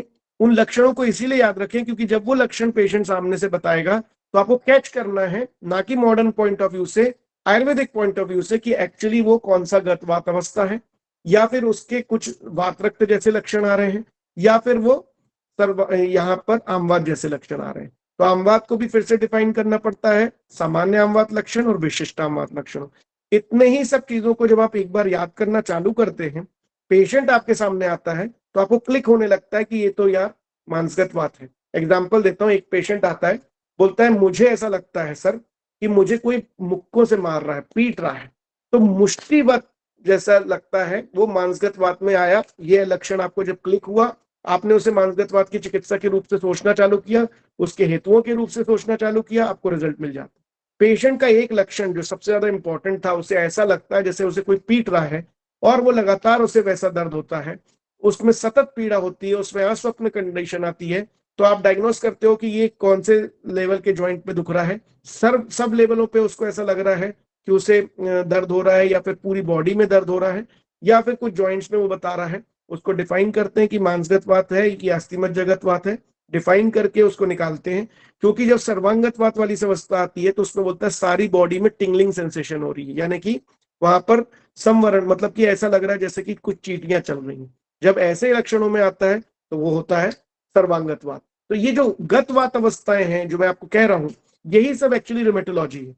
लेकिन हमें लगता है अरे ये तो इसका नाम क्यों नहीं लिखा है, इसे टेंडेनाइटिस बोलना चाहिए, इसे उसे लिगामेंट इंजरी बोलना चाहिए, इसे ट्रॉमेटिक कंडीशंस बोलना चाहिए। ये जो शब्द हमारे सामने आ रहे हैं, ये शब्द आप मॉडर्न के समझने और पढ़ने के लिए रखिए, और पेशेंट को समझने और ज्यादा कन्विंस करने के लिए रखिए, ना कि इसे कंपेयर करने के लिए। मैं बार बार कह रहा हूं, अगर आप कंपेरेटिवली रोमेटोलॉजी में जाएंगे तो आपको नुकसान होगा और आपकी प्रैक्टिस उतनी ही बिगड़ेगी। आप उसे मॉडर्न साइंस को मॉडर्न साइंस की तरह पढ़िए और आयुर्वेद साइंस को आयुर्वेद साइंस की तरह पढ़िए, उसे समझिए और उसी के रूप से चिकित्सा दीजिए। तो ये एक सेगमेंट है जिसे हमें समझना है।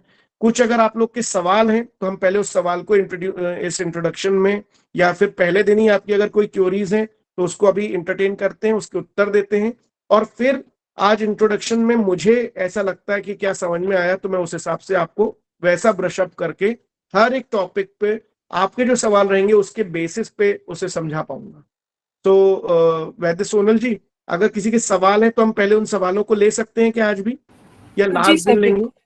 जी जी, जैसा आपको ठीक लगे sir. You can unmute your mic और आप लोग एक एक करके अपने क्वेश्चन पूछ सकते हैं। डॉक्टर नीलेश पटेल जी, आपने हैंड रेज किया है, आप अपना क्वेश्चन पूछ सकते हैं।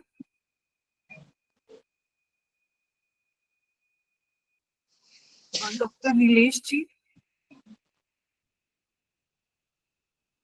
Doctor Anju Tyagi ji, you can proceed with your question.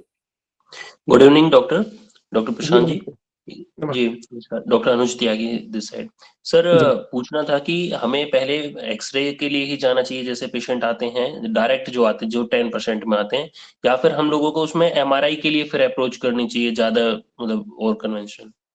Sir actually अगर डिजेनरेटिव कंडीशन आपको लगती है तो आपको प्रेफरेंस होना चाहिए आपका कि वो एक्सरेस पे जाए, क्योंकि जो बोन और जॉइंट रिलेटेड जो चीजें होंगी उनका रिवील जो करेंगे हम, वो एक्सरे के माध्यम से, डिजिटल एक्सरेस के माध्यम से ज्यादा कर पाएंगे। लेकिन अगर उसमें सॉफ्ट टिश्यू इंजुरी आपको लगती है कि भाई लिगामेंट भी लग रहा है, उसमें उसमें कनेक्टिव टिश्यू भी लग रहा है, उसमें स्वेलिंग भी बहुत ज्यादा है, उसमें फीवर भी साथ में आ रहा है, और साथ साथ में उसको पूरी बॉडी में स्टिफनेस भी लग रही है, तो अब आप उसमें एमआरआई और साथ साथ में इन्फ्लेमेटरी पैरामीटर्स को चेक करने के लिए उसका हेमेटोलॉजिकल जो चेकअप है यानी ब्लड टेस्ट है उसे जरूर कराएं। सर अभी जैसे एक इवनिंग में पेशेंट अभी देखे थे, 72 ईयर ओल्ड थे, उनको अभी फीवर था, टाइफाइड फीवर था अभी कोई 1 महीने 20 दिन पहले, और Okay. उनका जो है उनका वही जैसा आपने बताया कि आकुंचन और प्रसरण में उनको दर्द था, शोथ बिल्कुल। नहीं था सर कुछ ऐसा जॉइंट पे, लेकिन उनको पूरा, क्योंकि अब वेस्टर्न टॉयलेट हो गए तो उस पर प्रॉपर इंडियन टॉयलेट पे बैठते नहीं है, तो पूरा उसमें मूवमेंट में पेन रहता है और हल्का सा आवाज भी थी सर उसमें। तो बिल्कुल। मुझको अभी एक्सरे, मैंने उनको एडवाइस किया, ब्लड टेस्ट किया, सीबीसी और सीआरपी केवल। ठीक है। सर आपने आपने देखो। बताया सर आपने बताया कि उसको मैं अभी स्नेह स्वेदन और मृदु विरेचन पे, वो मृदु संशोधन पे उसके उनके लिए जाऊं। राइट। सर आगे कुछ और उसमें क्या करना चाहिए मुझे? देखिए देखिए, अभी जैसे आपने हिस्ट्री बताई तो उनकी ज्वर की हिस्ट्री है, तो ज्वर एक हेतु बन रहा है वहां पर धातुओं के क्षय होने के लिए, और वहां पर रस प्रदोषक एक विकार क्रिएट हो रहा है। मैं आपको सिर्फ एक थॉट प्रोसेस समझा रहा हूँ। तो उसमें जो मेजर लाइन ऑफ ट्रीटमेंट है, मैंने कहा ना, principle of line of treatment आप जरूर सोचिएगा अनुज जी, कि हमें ग्रहण करना है सपोज, लेकिन ग्रहण करने से पहले एक चीज ही हमें दिमाग में रखनी है कि उसकी जीवा साम है या निराम है, या मल साम है या निराम है। सिर्फ ये क्वेश्चंस पे आधारित रहता है। अगर वो साम है तो हम ग्रहण लाइन ऑफ ट्रीटमेंट नहीं करेंगे, स्नेहन भी हमें बहुत सोच समझ के करना पड़ेगा। लेकिन अगर वो निराम है यानी कि नॉन कोटेड टंग है, तो इमिडिएटली स्टार्ट करिए आप उसमें नॉन कोटेड टंग है और आकुंचन प्रसारण के टाइम पे पीड़ा बता रही है और दर्द बहुत ज्यादा है, तो आप इमीडिएटली उसमें जो इंटरनल लाइन ऑफ ट्रीटमेंट है वहां पर महायोगराज उग्गुल, त्रयोदशांग उग्गुल और साथ साथ में दशमूलारिष्ट या फिर बलारिष्ट, इनके कॉम्बिनेशंस को आप चालू करिए इंटरनली। और अगर पेशेंट एज 72 है तो आप इमीडिएटली उसमें बृहत्वा चिंतामणि फॉर 10 डेज उसको सुबह सुबह आप चालू करिए प्राण काल में, जिसमें कि वो डिस्पर्स हो और पूरे तरीके से उसे जो पेन फीलिंग है वो कम हो जाए। और साथ ही साथ उसे हल्के से गोघृत के साथ चालू करिए जो आप बृहत्वा चिंतामणि देंगे। ये लाइन ऑफ ट्रीटमेंट आप दीजिए। आहार में आप उन्हें उनके एडिशन में मुनक्के को एड ऑन करिए, मुनक्के उनके खाने में ज्यादा रूप में आ जाए, आंवले का रूप ज्यादा आ जाए, जो हल्का सा बटर मिल्क होता है उसका प्रयोग में ज्यादा लाएं, चावल छोटे वाले प्रयोग करने लगे, मूंग दाल के जो दाल है उसका ज्यादा प्रयोग में लाएं, और साथ ही साथ 10 बजे और 5 बजे का शेड्यूल ऑफ ट्रीटमेंट लेने लग जाए। रात में हल्दी वाला दूध लें। ये थॉट प्रोसेस उसको आहार के रूप में। विहार में बहुत ज्यादा नीचे नहीं बैठना है, जमीन पे बैठने वाले काम बंद करने हैं, भार उठा के बैठने वाला काम बंद करना है। साथ ही साथ नीचे वाला जो सेगमेंट है जिसमें औषधियों के बाद में हम पंचकर्म लेते हैं, पंचकर्म में उसको शीरबला तेल, बला तेल इसका इस्तेमाल करना है। स्वेदन में जो है वो वाष्प का स्वेद जो होता है दशमूल के काढ़े का, उसको लेना है, उसका नाड़ी स्वेद देना है। और मृदु संशोधन के लिए अमलतास वटी जो मार्केट में आती है उसका प्रयोग करना है। जी सर, बहुत बहुत धन्यवाद sir. Thank you. Next, I would request Dr. Shrikant ji to please proceed with your question.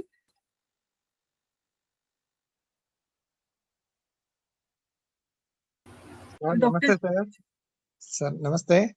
जी नमस्कार सर, आज बहुत खुशी हुआ मेरे को, पहली बार ऐसा सुन रहा हूँ मैं, वो भी आयुर्वेदा में जॉइंट डिसऑर्डर के बारे में।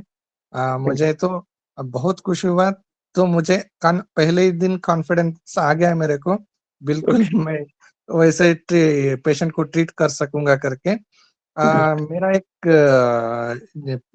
डाउट ये था सर, पेशेंट के लिए टोटल नी रिप्लेसमेंट एडवाइस किए रहते हैं ना, उस पेशेंट को भी हम ठीक कर सकते हैं क्या? नी रिप्लेसमेंट में सर एक कंडीशन जो है, जो मॉडर्न साइंस के डॉक्टर्स के साथ हमने जब डिस्कशन में लिया और उनके मैंने जब टेक्स्ट को पढ़ा तो उसमें मेंशन था कि the age of 70 is the actual age for the joint replacement. लेकिन अभी क्या होने लगा है, वो 50 ईयर से ही चालू कर देते हैं कि जॉइंट रिप्लेसमेंट करना है।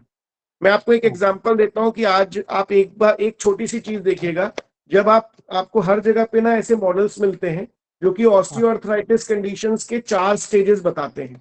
अगर वो चौथी और तीसरी स्टेज पे नहीं है पेशेंट, तो उसके जॉइंट रिप्लेसमेंट की कोई आवश्यकता नहीं है।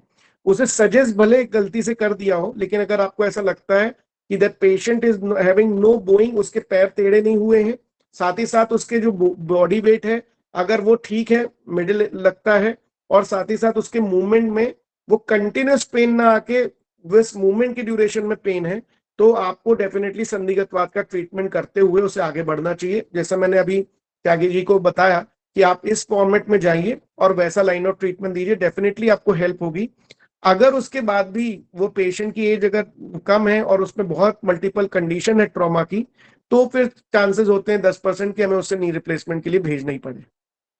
Thank you sir. और एक क्वेश्चन था सर, तो बाद में आप क्लासेस में हमें वो एक्सरसाइज और योगा के बारे में बताएंगे ना?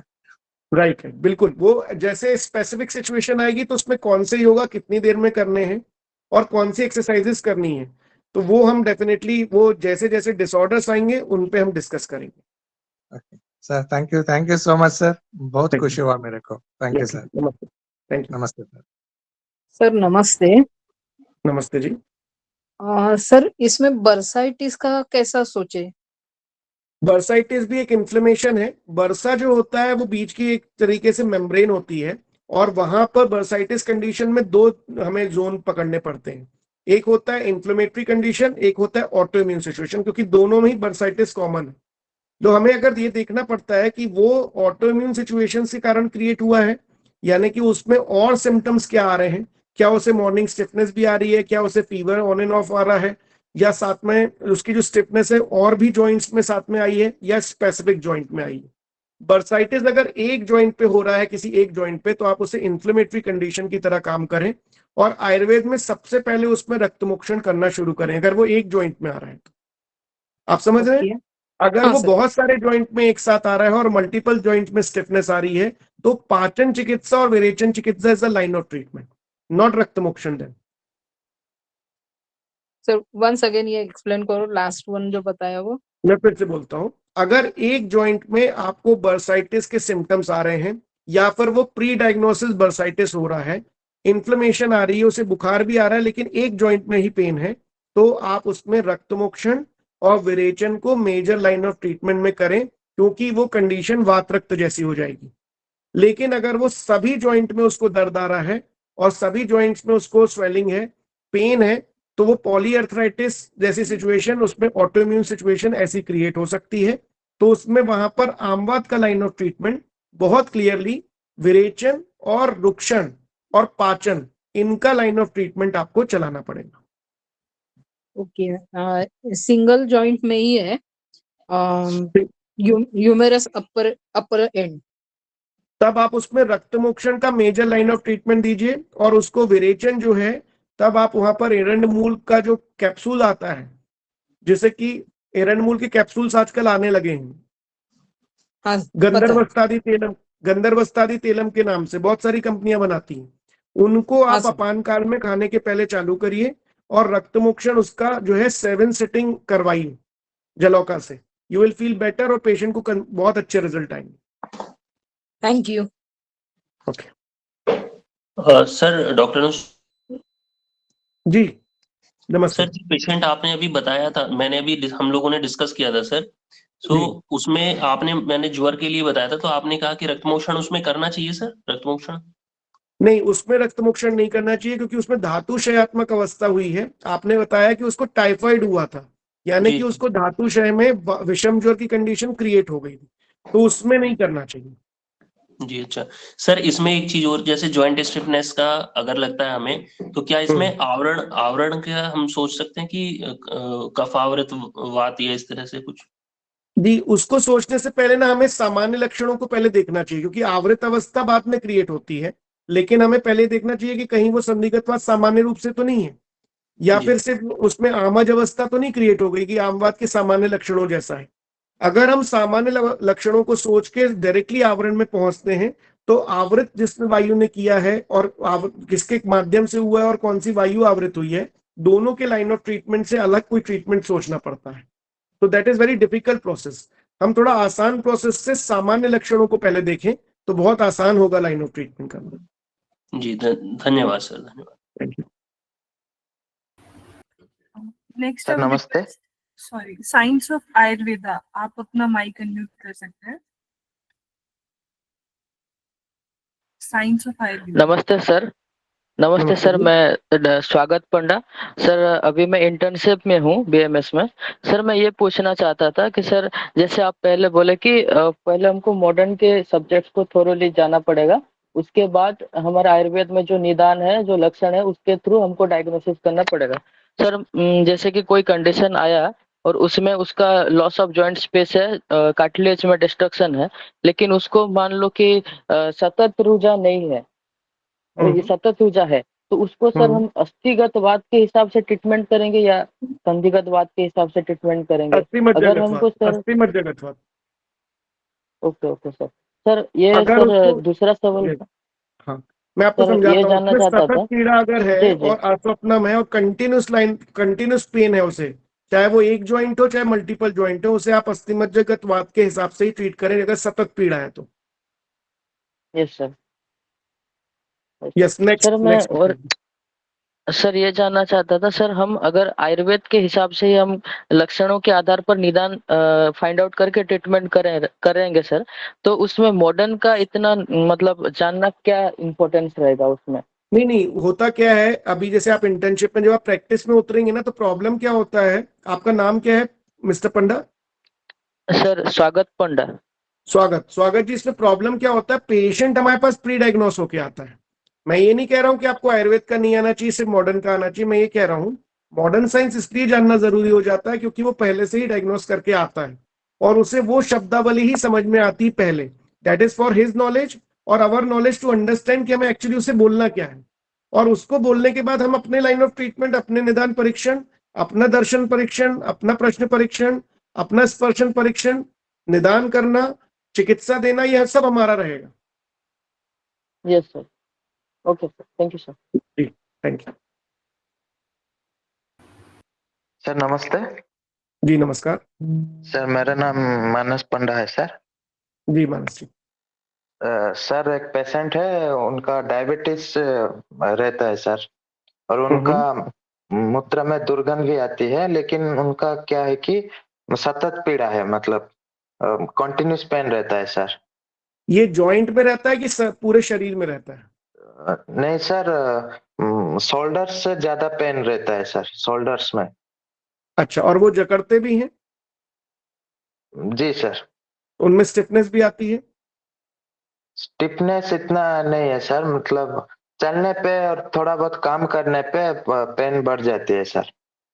अच्छा, और अगर स्टिफनेस नहीं है और कुछ काम करने पे और मूवमेंट करने पे उन्हें दर्द होता है, तो आपको इसमें लाइन ऑफ ट्रीटमेंट, लेकिन आपने कहा कि उनको डायबिटिक कंडीशन है और मूत्र में जी। दुर्गंध आती है, तब भी मृदु संशोधन उसको चालू करना है।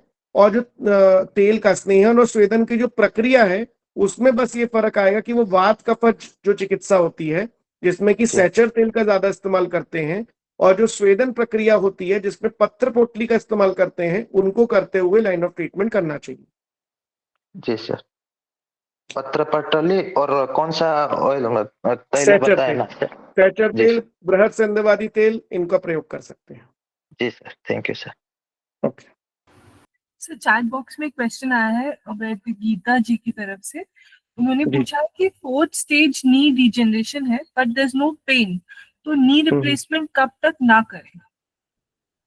जब तक पेन और डिसेबिलिटी ना शुरू हो जाए, जब तक ना करें। उसमें अभ्यंग का ट्रीटमेंट डेली चालू करें, और अभ्यंग डेली देते हुए, अभ्यंग और श्वेत देते हुए उनकी स्ट्रेंथनिंग अच्छी क्रिएट करें। वहां पर बला तेल, शीर बला तेल अच्छे से इस्तेमाल करें, और साथ ही साथ जो पोटलियों का, जहां पर अगर आप जानू बस्ती दे पाए, जानू धारा दे पाए, तो और भी बेहतर रहेगा। सर, और नेक्स्ट क्वेश्चन है डॉक्टर विजयवता वर्मा जी का।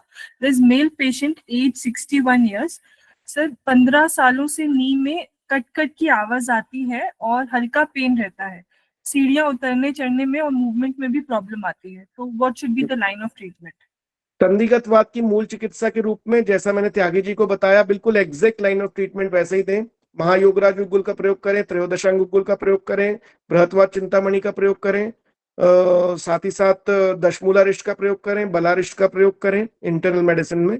उसका जो डाइटरी प्लान है वो प्रॉपरली बनाएं। उसको एक्सरसाइज शेड्यूल्स में लेटने वाली एक्सरसाइज और लेग रेज एक्सरसाइजेस दें।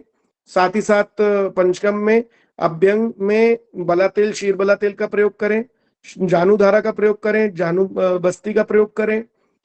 साथ ही साथ स्वेदन में जो है वहां पर शस्त्रिक का प्रयोग कर सकते हैं, या नाड़ी बाष्प स्वेद में दशमूल क्वात की जो नाड़ी स्वेद है उसका प्रयोग कर सकते हैं। बस्तियों में शीरबला तेल की बस्ती 5 ग्राम सेंधव के साथ में प्रयोग करें। Okay sir. Sir next question is doctor Rituja ji का है। Sir fibromyalgia. क्वेश्चन ऊपर चला गया। नेक्स्ट क्वेश्चन है सर, बर्सराइटिस की कंडीशन में ये मैंने अभी आंसर किया, बर्साइटिस का जो अभी एक सवाल पूछा गया था कि अगर वो सिंगल जॉइंट है तो वहां पर रक्त मोक्षण का प्रयोग करें। नहीं सर, उसमें क्वेश्चन ये है कि श्रृंग विधि इज गुड और जलोका इज गुड। जलोका इज बेटर, क्योंकि उसमें मल्टीपल टाइम की सेटिंग्स लगती हैं, तो वो जलोका is the better line of treatment. Sir fibromyalgia को कैसे मैनेज करें? फाइब्रोमाइल्जिया की सिचुएशन को अगर आप देखते हैं तो जितने भी लक्षण वो बताते हैं वहां पर ऑटो इम्यून सिचुएशन और साथ ही साथ कॉम्बिनेशन में उसमें पेन होता है, क्योंकि वहां मसल का भी पेन होता है, जॉइंट का भी पेन होता है, स्मॉल जॉइंट का भी पेन होता है। तो हम लोग जब लाइन ऑफ ट्रीटमेंट सोचते हैं तो मांसगतवात का एब्सोल्यूट लाइन ऑफ ट्रीटमेंट और सर्वांगतवात का लाइन ऑफ ट्रीटमेंट को कंबाइन करते हैं। तो जो दोनों में कॉमन फैक्टर मिलता है वो हमें देखने मिलता है कि उसका सर्वांग रक्त मोक्षण करवाना, विरेचन करवाना, और साथ ही साथ पहले इन सबसे पहले उसका स्नेहन स्वेदन 8 डेज तक विद द हेल्प ऑफ, वहां पर हम लोग बला गुड़ुची आदि तेल का प्रयोग करते हैं, गुड़ुची तेल का प्रयोग कर सकते हैं, इन दोनों तेल का प्रयोग करते हुए आप प्रॉपरली उसको लगभग 8 डेज तक अभ्यंग दें। और स्वेदन देने के लिए भी गुड़ूची के जो पत्ते होते हैं उनका प्रयोग करना है आपको पत्र पोटली में बलगुड़ुची आदि तेल के साथ में। और इसको देते हुए 8 डेज के बाद आपको उसका सर्वांग रक्तमोक्षण 3 दिन के स्नेहपान के बाद देना है और उसको विरेचन के लिए प्लान आउट करना है बाद में। तो ये लाइन ऑफ ट्रीटमेंट चलता है और लगभग 6 मंथ का लाइन ऑफ ट्रीटमेंट उसमें होता है। लाइन ऑफ ट्रीटमेंट वात रक्त के जैसे करना पड़ता है। इंटरनल मेडिसिन जब बाद में चलानी पड़ती है तो उसमें कैशोर गुग्गुल, अमृता गुग्गुल और अमृतारिष्ट इसको लंबे टाइम तक देना पड़ता है। और योगेंद्र रस बीच बीच में वंस इन अ वीक उसको चलाना पड़ता है। जी सर। सर फर्दर अभी क्वेश्चन लेने हैं या we should stop for a while? कल ले सकते वन हैं? Last question. Okay, sir. I would request Vaishali ji to please proceed with the question. Hello, नमस्कार सर। जी नमस्ते। सर मेरी मदर की एज है 58 और उनको राइट हैंड में मूवमेंट करने पर ये जो डेल्टॉइड रीजन होता है यहाँ पे एकदम से वो बोलती है झटका सा लगता है, बहुत ही सडन पेन होता है और हाथ जो है मूव फिर नहीं कर पाता है। तो इसको मैं सर समझ नहीं पा रही हूँ बहुत दिन से। फ्रोजन शोल्डर भी नहीं लगता है क्योंकि वो शोल्डर वाले मूवमेंट ऐसा नहीं है कि बिल्कुल रुक गए हों या हो सकता है स्टार्टिंग हो, बस हाथ का मूवमेंट करने पर उस रीजन पे ऐसा लगता है कि इसे कभी बोलती हैं करंट सा लग रहा है, कभी बोलती हैं कि बहुत तेज पेन है और हाथ का मूवमेंट रुक जाता है एकदम। एक बार और आप नाम फिर से बताएंगे प्लीज अपना? वैशाली सचान सर। जी वैशाली जी, इसमें ना 2 सिचुएशन को आज आप रीड आउट करिएगा। एक है जी मांसगतवात, एक है सर्वांगतवात। जी सर्वांगतवात में एक जगह संपूर्ण जैसे लक्षण बताएं कि उनको ना करंट जैसी फीलिंग आती रहती है पेशेंट को जी कहीं पर भी। अभी वो एक लोकेशन जी पे आ रही है लेकिन वो कहीं पर भी बीच में बाद में डाइवर्ट होने लगती है। लेकिन मांसगतवात में एब्सोल्यूट जो जैसे है कि हल्का भी मूवमेंट हुआ और वहां दर्द होने लगा, तो जब ये पूरी बॉडी में होने लगता है तो फाइब्रोमाइल्जिया जैसी सिचुएशन लाता है। लेकिन अगर वो एक लोकलाइज स्पेस पे है तो हमें उसे जी मांसगतवात जैसे ट्रीट करना चाहिए। इसमें मैंने देखा है कि लेपन चिकित्सा अगर एक एरिया में है तो आप इसमें जी तालवण लेप मतलब कि जो सैंडल लवण का लेप होता है उसको अगर जी आप मिक्स करते हैं गुड़ूची के जो पाउडर है उसके साथ में तो आपको जी बहुत ही बेहतर रिजल्ट आते हैं। मैंने इसको करके देखा है और बहुत अच्छे रिजल्ट है। अगर आपको वो नहीं हो रहा है तो आप एरंड मूल के जो पत्ते होते हैं उसका स्वेदन देना चालू करिए और साथ जी ही साथ उनको कैशोर गुग्गुल और अमृता गुग्गुल जो है वो 28 डेज यानी कि 1 चंद्रमासी काल तक जी अमृता रिष्ट के साथ जरूर पिलाइए। अमृतारिष्ट के साथ में। जी जी। सर अमृतारिष्ट मैंने उनको दिया है। हाँ, अकेले में तो मत दीजिए और व्यानुदान के जी साथ में दीजिए क्योंकि अनुपान जब हम गुग्गुलों के साथ देते हैं तो जी इनके जी रिजल्ट चेंज हो जाते हैं। जी थैंक यू सर, मैं करके ओके देखती हूँ उसको। जी। Thank you. Sir, further लेने हैं question या that's it for today? तो आखिरी क्वेश्चन था, आखिरी जी लास्ट। जी। सर जिस होने के पेशेंट आ रहे हैं उनका जॉइंट पेन रहता है और स्वेलिंग भी रहती है। आपका आवाज नहीं आ रही क्लियरली। सर अभी फिलहाल चिकनगुनिया का पेशेंट मिल रहे हैं, उसमें जॉइंट पेन रहता है और स्वेलिंग रहता है चिकनगुनिया का। चिकनगुनिया का, ओके। तो अभी उनको फीवर आ रहा है या फीवर खत्म हो चुका है? फीवर खत्म हुआ है सर अभी। ठीक है। तो आज आप एक चीज देखिएगा, वहां पर अस्थि और अस्थिगत ज्वर के बारे में लक्षण बताए हैं। विषम ज्वर में चरक चिकित्सा अध्याय 3 श्लोक नंबर 200 को देखिएगा, 200 नंबर का श्लोक। तो वहां पर कलिंग पटोलस से पाटाकटुक रोहिणी का ऐसा श्लोक आया है। तो वहां पर अगर आप यूज करते हैं तो बहुत आसानी से आपको देखने मिलेगा कि सिर्फ गुड़ूची का क्वाथ बनाना है, सोंठ का क्वाथ बनाना है, इसको देना शुरू करना है। और इंटरनली कैशोर गुग्गुल, अमृता गुग्गुल, अमृतारिष्ट, ये सबको कंटिन्यूसली 40 दिनों तक देना है। और लोकल एप्लीकेशन जो है वो इसी का गुड़ूची का और शुंठी का जो लेप है वो सेंधा लवण के साथ उसमें लगाना है अगर स्वेलिंग ना हो तो। अगर स्वेलिंग है तो लवण को नहीं लगाना है। Okay sir, thank you.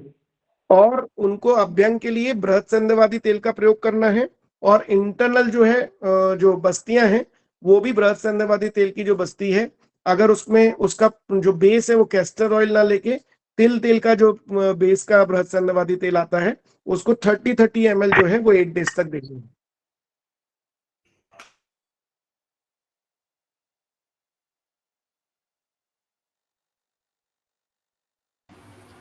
Okay, I think that's it for today, everyone. Good night, sir. Good night, everyone. We'll meet tomorrow sharp 9:30 p.m. Session will start. Thank you, sir.